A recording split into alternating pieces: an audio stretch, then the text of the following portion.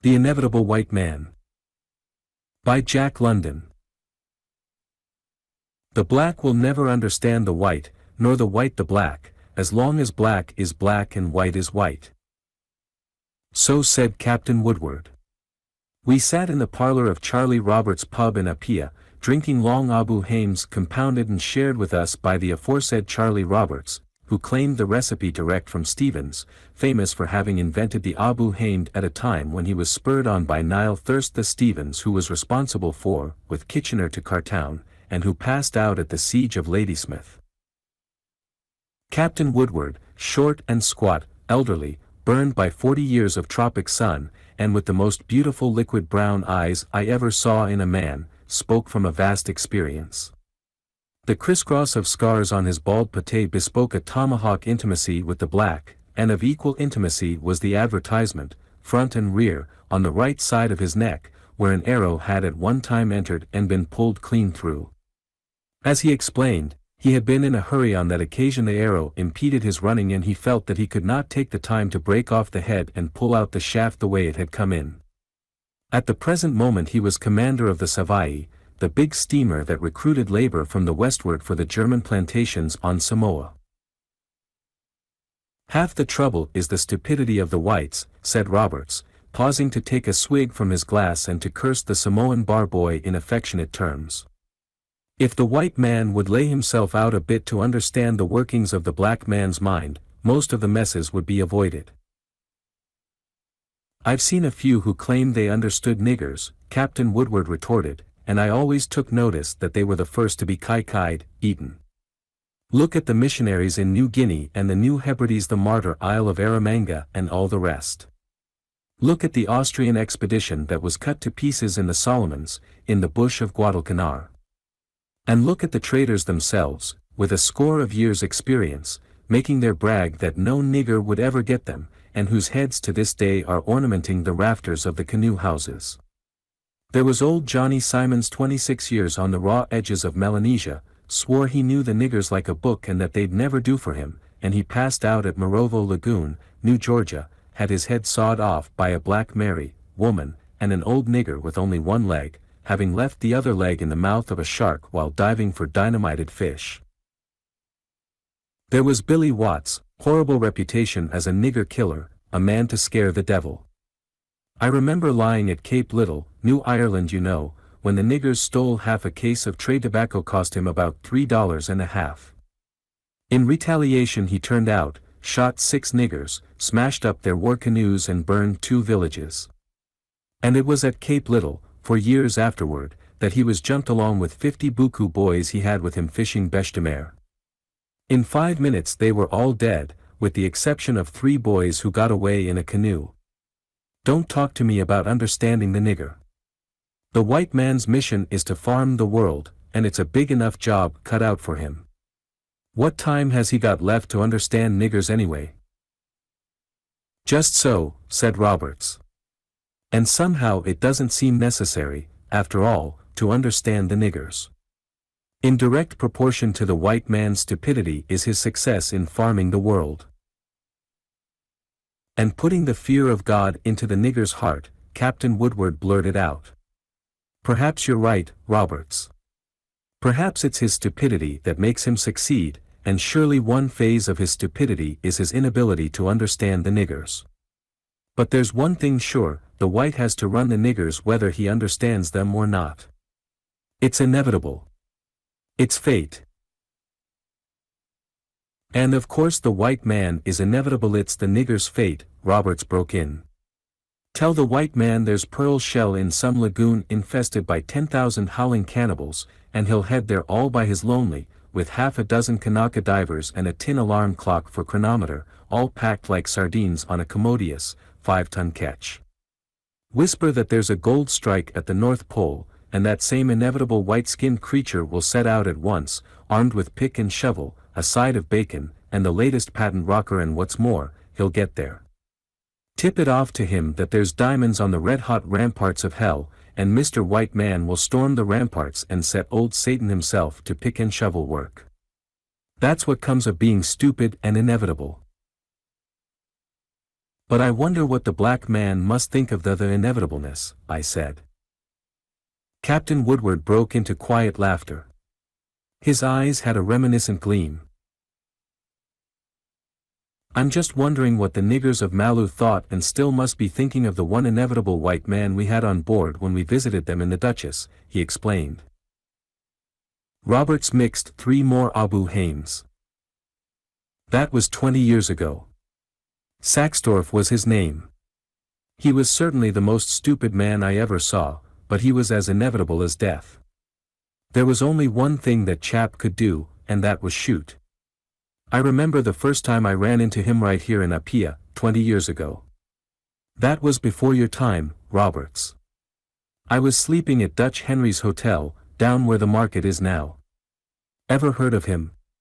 He made a tidy stake smuggling arms into the rebels, sold out his hotel, and was killed in Sydney just 6 weeks afterward in a saloon row. But Saxdorf. One night I just got to sleep, when a couple of cats began to sing in the courtyard. It was out of bed and up window, water jug in hand. But just then I heard the window of the next room go up. 2 shots were fired, and the window was closed. I failed to impress you with the celerity of the transaction.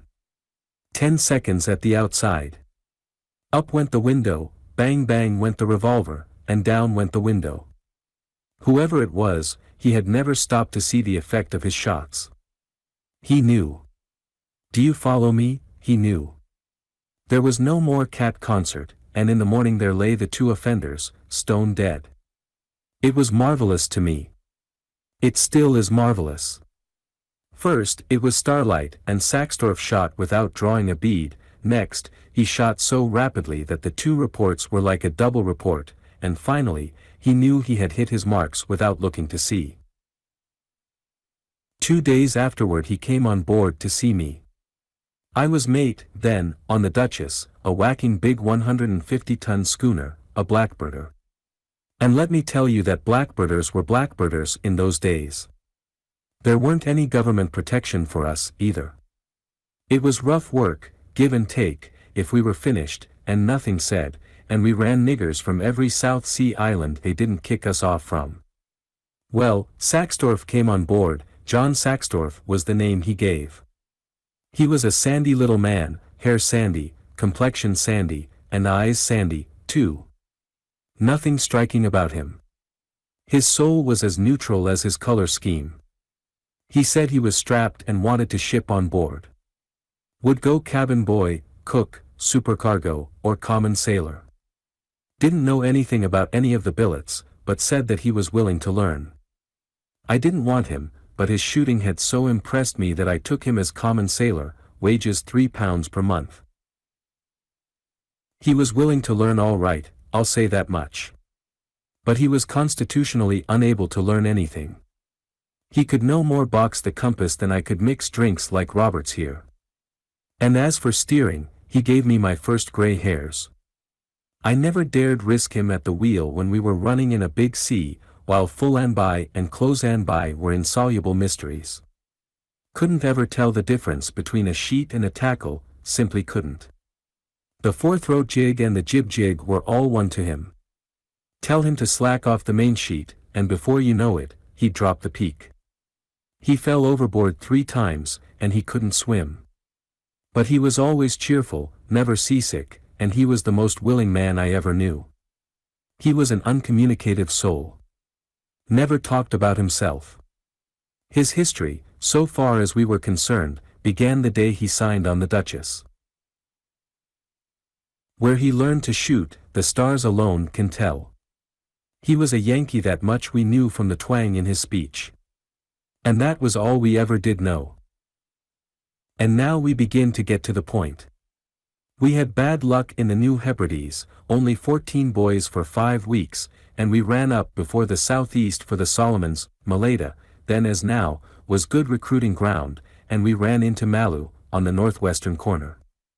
There's a shore reef and an outer reef, and a mighty nervous anchorage, but we made it all right and fired off our dynamite as a signal to the niggers to come down and be recruited. In 3 days we got not a boy. The niggers came off to us in their canoes by hundreds, but they only laughed when we showed them beads and calico and hatchets and talked of the delights of plantation work in Samoa. On the fourth day there came a change. 50-odd boys signed on and were billeted in the main hold, with the freedom of the deck, of course. And of course, looking back, this wholesale signing on was suspicious, but at the time we thought some powerful chief had removed the ban against recruiting. The morning of the fifth day our two boats went ashore as usual, one to cover the other, in case of trouble. And, as usual, the 50 niggers on board were on deck, loafing, talking, smoking, and sleeping. Saxdorf and myself, along with 4 other sailors, were all that were left on board. The 2 boats were manned with Gilbert Islanders. In the one were the captain, the supercargo, and the recruiter. In the other, which was the covering boat and which lay offshore 100 yards, was the second mate. Both boats were well armed, though trouble was little expected. 4 of the sailors, including Saxdorf, were scraping the poop rail. The 5th sailor, rifle in hand, was standing guard by the water tank just forward of the mainmast. I was forward, putting in the finishing licks on a new jaw for the foregaff. I was just reaching for my pipe where I had laid it down, when I heard a shot from shore. I straightened up to look. Something struck me on the back of the head, partially stunning me and knocking me to the deck. My first thought was that something had carried away aloft, but even as I went down, and before I struck the deck, I heard the devil's own tattoo of rifles from the boats, and twisting sidewise, I caught a glimpse of the sailor who was standing guard. 2 big niggers were holding his arms, and a 3rd nigger from behind was braining him with a tomahawk. I can see it now, the water tank, the mainmast, the gang hanging on to him, the hatchet descending on the back of his head, and all under the blazing sunlight. I was fascinated by that growing vision of death. The tomahawk seemed to take a horribly long time to come down. I saw it land, and the man's legs give under him as he crumpled. The niggers held him up by sheer strength while he was hacked a couple of times more. Then I got 2 more hacks on the head and decided that I was dead. So did the brute that was hacking me. I was too helpless to move, and I lay there and watched them removing the sentry's head. I must say they did it slick enough. They were old hands at the business. The rifle firing from the boats had ceased, and I made no doubt that they were finished off and that the end had come to everything. It was only a matter of moments when they would return for my head. They were evidently taking the heads from the sailors aft. Heads are valuable on Malaita, especially white heads. They have the place of honor in the canoe houses of the saltwater natives. What particular decorative effect the bushmen get out of them I didn't know, but they prize them just as much as the saltwater crowd.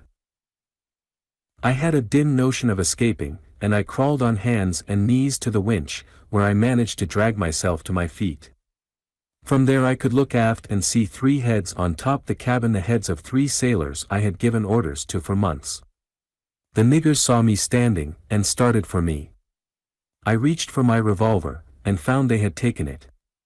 I can't say that I was scared. I've been near to death several times, but it never seemed easier than right then.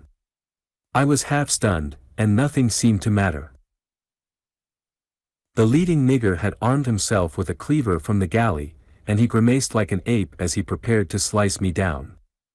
But the slice was never made. He went down on the deck all of a heap, and I saw the blood gush from his mouth. In a dim way I heard a rifle go off and continue to go off. Nigger after nigger went down. My senses began to clear, and I noted that there was never a miss. Every time that the rifle went off a nigger dropped. I sat down on deck beside the winch and looked up. Perched in the crosstrees was Saxdorf. How he had managed it I can't imagine, for he had carried up with him 2 Winchesters and I don't know how many bandoliers of ammunition, and he was now doing the one only thing in this world that he was fitted to do. I've seen shooting and slaughter, but I never saw anything like that. I sat by the winch and watched the show. I was weak and faint, and it seemed to be all a dream.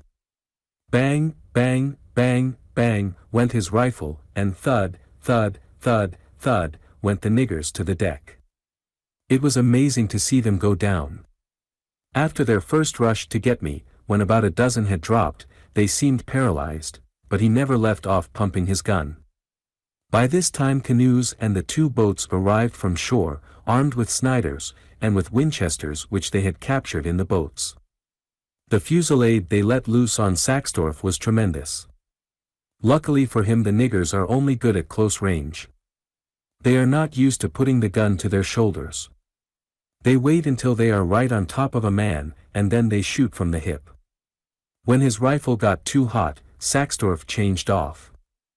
That had been his idea when he carried 2 rifles up with him. The astounding thing was the rapidity of his fire. Also, he never made a miss. If ever anything was inevitable, that man was. It was the swiftness of it that made the slaughter so appalling.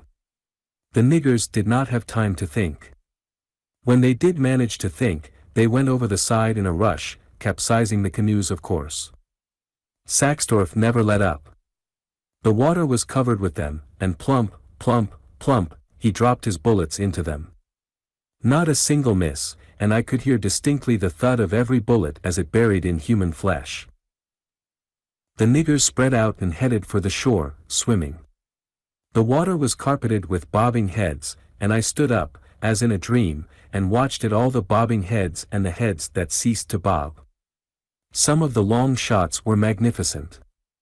Only one man reached the beach, but as he stood up to wade ashore, Saxdorf got him. It was beautiful. And when a couple of niggers ran down to drag him out of the water, Saxdorf got them, too. I thought everything was over then, when I heard the rifle go off again. A nigger had come out of the cabin companion on the run for the rail and gone down in the middle of it. The cabin must have been full of them. I counted 20. They came up one at a time and jumped for the rail. But they never got there. It reminded me of trap shooting. A black body would pop out of the companion, bang would go Saxdorf's rifle, and down would go the black body. Of course, those below did not know what was happening on deck, so they continued to pop out until the last one was finished off.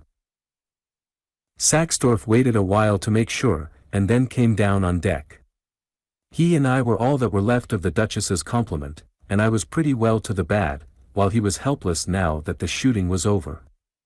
Under my direction he washed out my scalp wounds and sewed them up.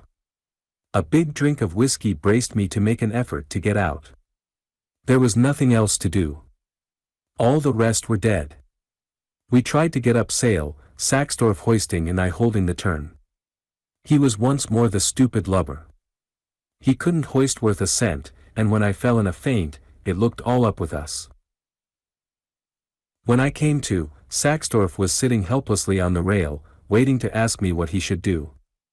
I told him to overhaul the wounded and see if there were any able to crawl. He gathered together 6. One, I remember, had a broken leg, but Saxdorf said his arms were all right. I lay in the shade, brushing the flies off and directing operations, while Saxdorf bossed his hospital gang. I'll be blessed if he didn't make those poor niggers heave at every rope on the pin rails before he found the halyards. One of them let go the rope in the midst of the hoisting and slipped down to the deck dead, but Saxdorf hammered the others and made them stick by the job. When the fore and main were up, I told him to knock the shackle out of the anchor chain and let her go.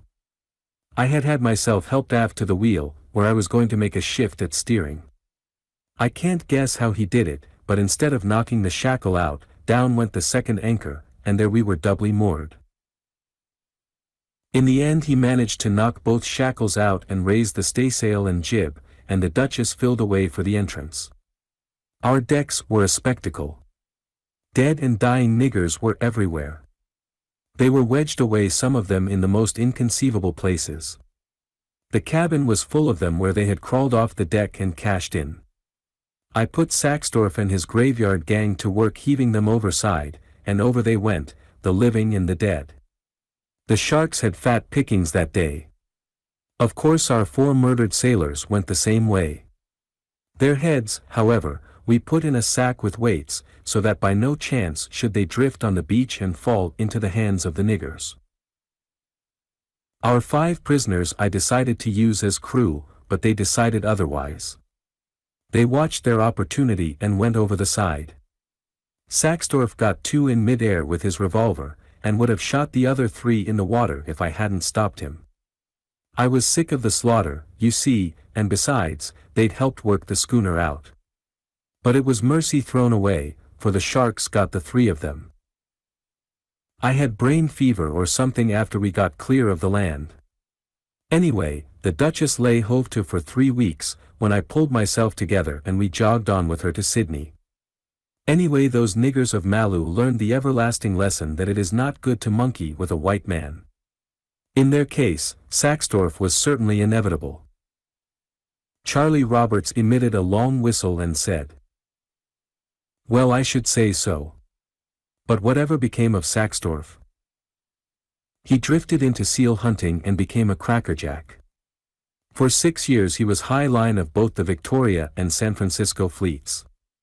The 7th year his schooner was seized in Bering Sea by a Russian cruiser, and all hands, so the talk went, were slammed into the Siberian salt mines. At least I've never heard of him since." "Farming the world," Roberts muttered. "Farming the world. Well, here's to them. Somebody's got to do it, farm the world, I mean." Captain Woodward rubbed the crisscrosses on his bald head. "I've done my share of it," he said. 40 years now. This will be my last trip. Then I'm going home to stay." "I'll wager the wine you don't," Roberts challenged. "You'll die in the harness, not at home." Captain Woodward promptly accepted the bet, but personally I think Charlie Roberts has the best of it.